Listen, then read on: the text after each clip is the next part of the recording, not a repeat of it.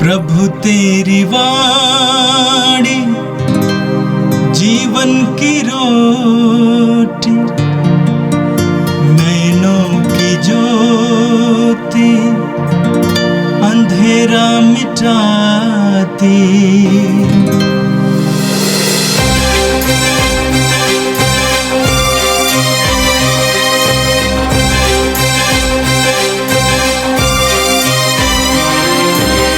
प्रभु तेरी वाणी जीवन की रोटी, नैनों की ज्योति अंधेरा मिटाती।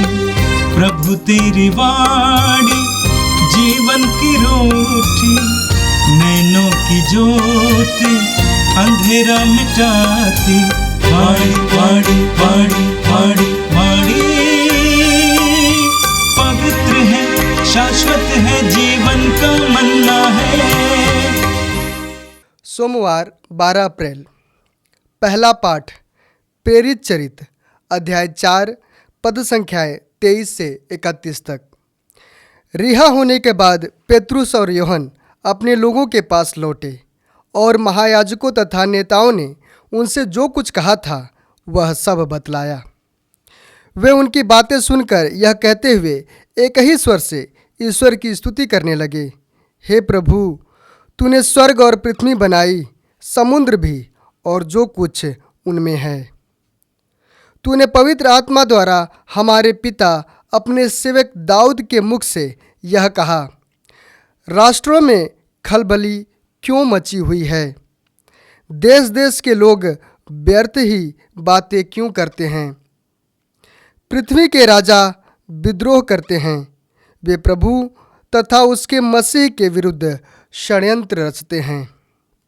वास्तव में हेरोद और पिलातुस गैर यहूदियों तथा इस्राएल के वंशों ने मिलकर इस शहर में तेरे परम पावन सेवक यीशु के विरुद्ध, जिनका तूने अभिषेक किया, षड्यंत्र रचा था।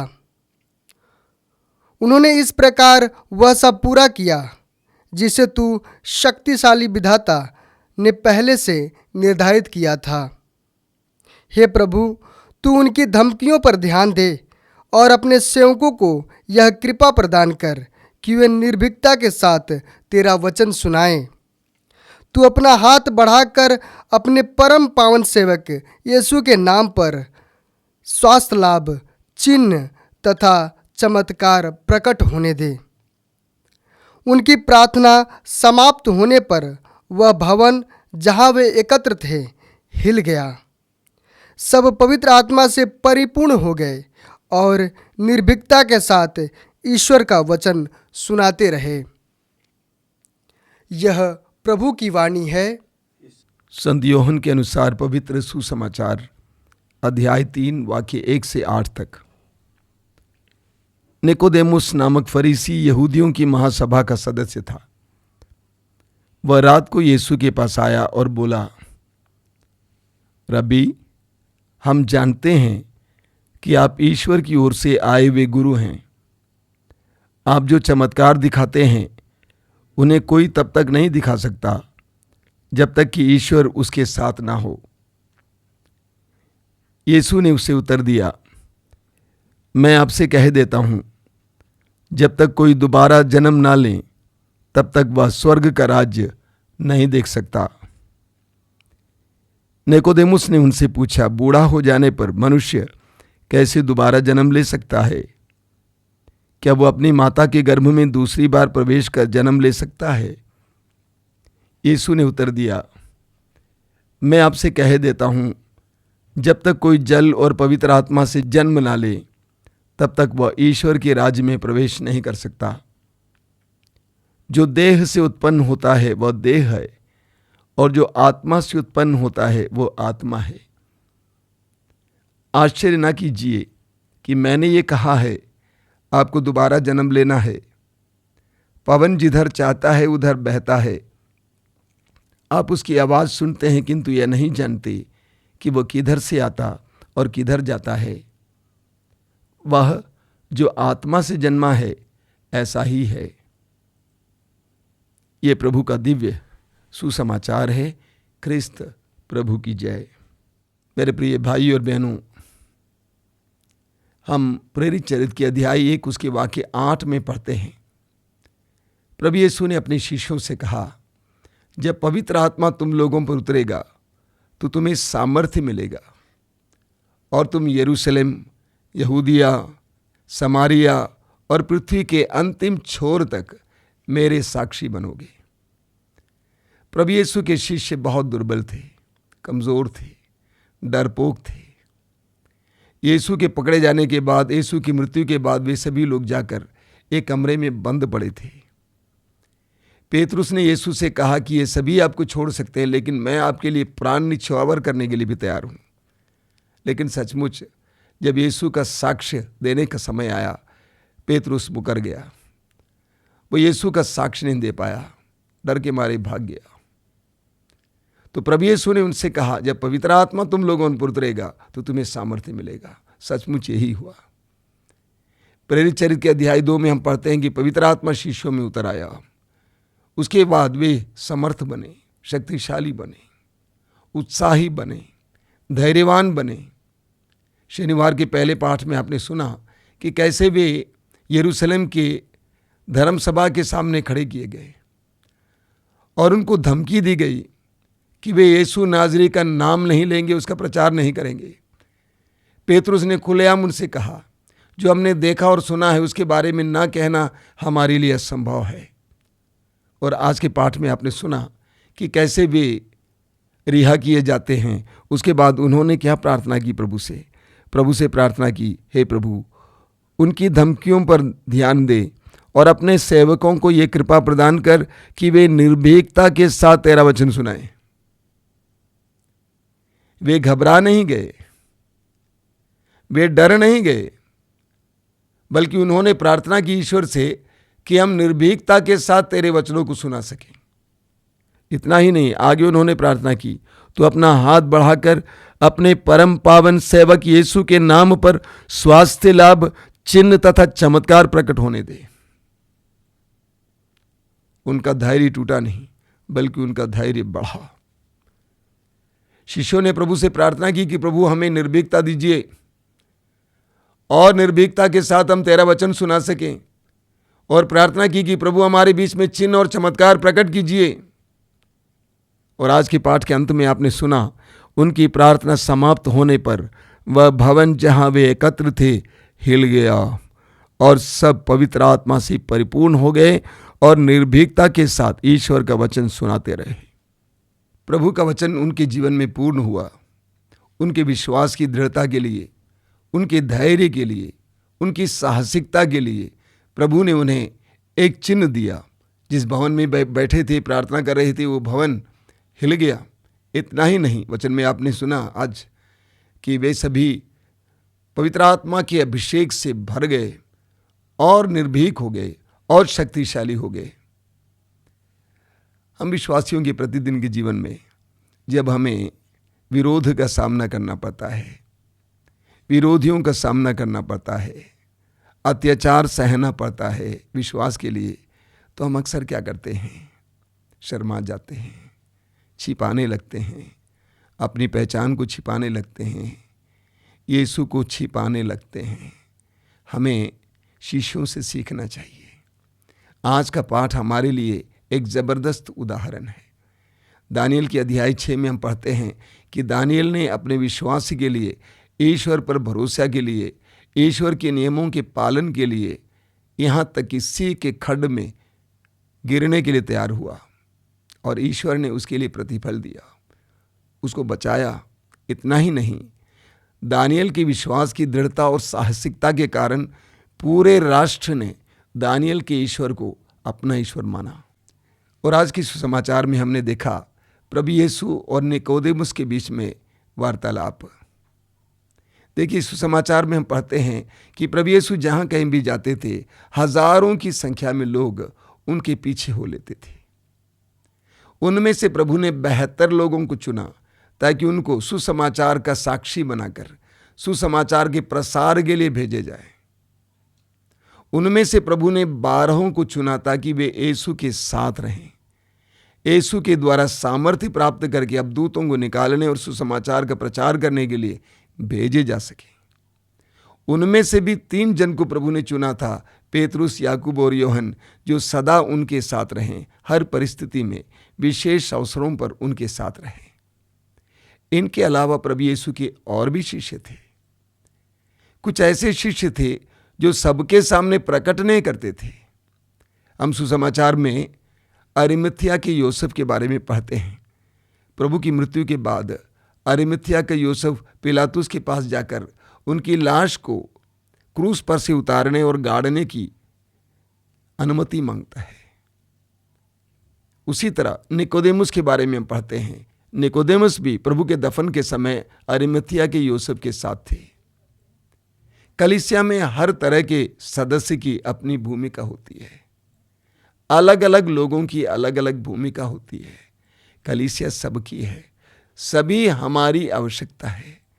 अगर अरिमथिया का यूसुफ नहीं होता, जो धनी थे, प्रभावशाली थे, शक्तिशाली थे, नहीं होते तो प्रभु यीशु की लाश क्रूस पर टंगी रहती और आसमान की चिड़िया खा जाती।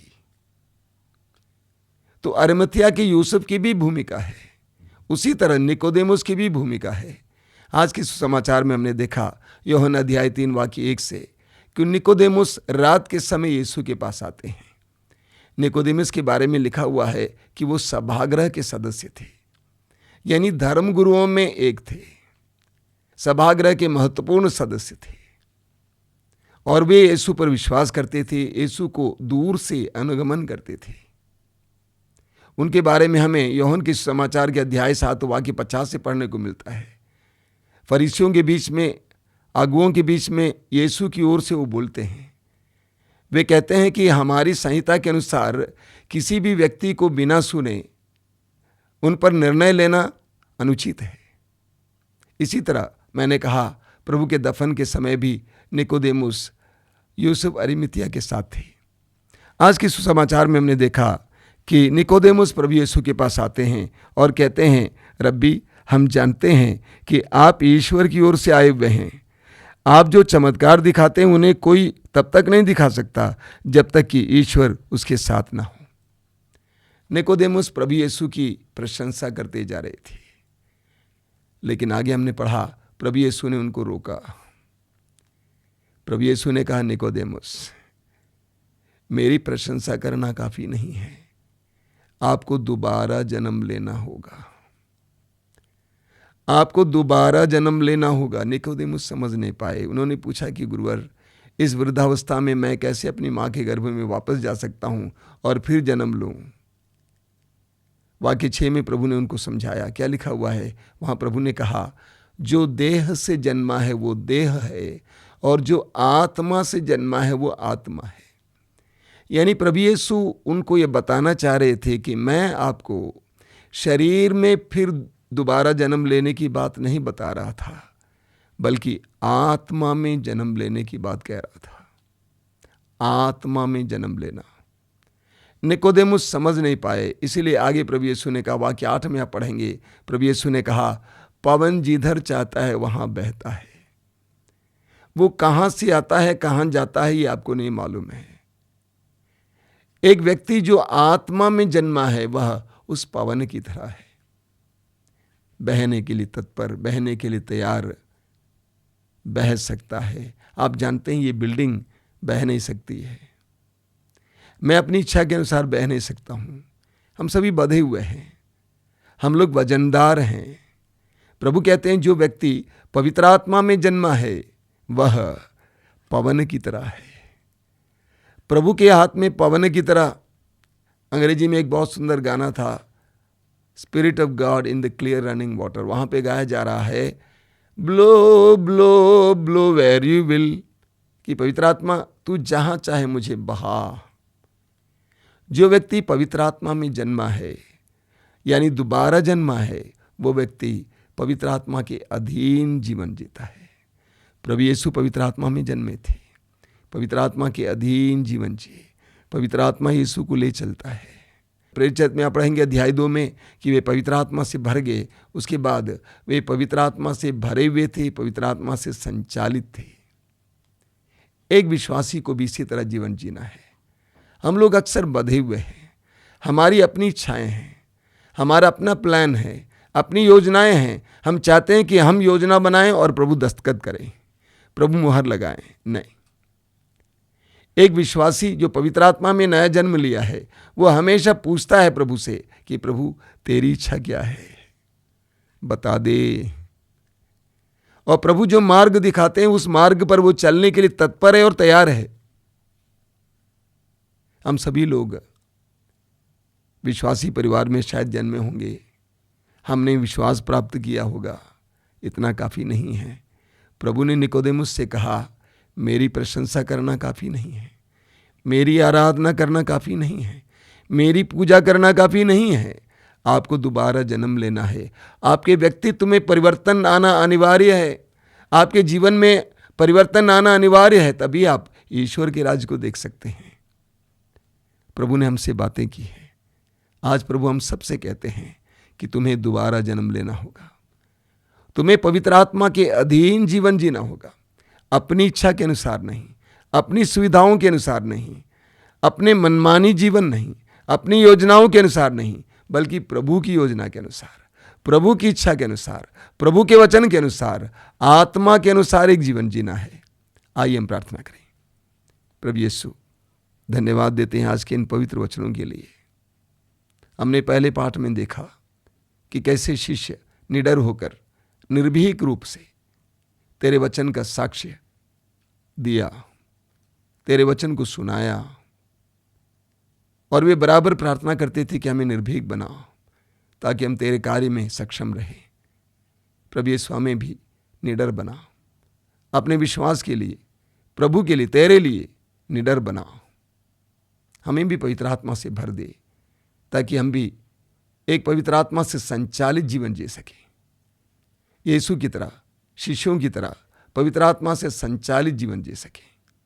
प्रभु यीशु, इन वचनों को सुनने वाले मेरे भाई बहनों को आशीर्वाद देना। आज का संपूर्ण दिन उनके लिए अनुग्रह का दिन हो, आशीष का दिन हो। आज विशेष रूप से जो रोगी हैं, तेरे पवित्र वचनों के सामर्थ्य से, तेरी उपस्थिति के द्वारा चंगाई प्राप्त करें, बंधनों से आज़ादी प्राप्त करें। हमारी इस प्रार्थना को स्वीकार कर, ग्रहण कर। आमीन। प्रभु तेरी वाणी जीवन की रोटी, नैनों की ज्योति अंधेरा मिटाती। वाणी वाणी वाणी वाणी वाणी पवित्र है, शाश्वत है जी